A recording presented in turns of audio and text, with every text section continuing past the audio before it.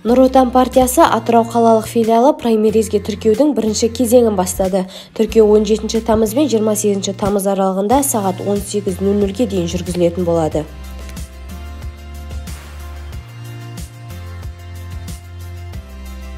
Праймериздің негізгі мақсаты әділдікті басшылыққа ала отырып шынайы таңдау жасау. Елімізде орын алған пандемиялық жағдайға байланысты партия ішілік сайлау қауіпсіздікке сай жаңа технологиялардың әлеуетін негізге ала отырып өткізілуде. Бүгінде Атырау облысында праймеризді дайындау және өткізу мақсатында бір облыстық және 8 аумақтық ұйымдастыру комитеті құрылды. Айта кетейік, праймеризге арнайы сайт арқылы да өтініш беруге болады.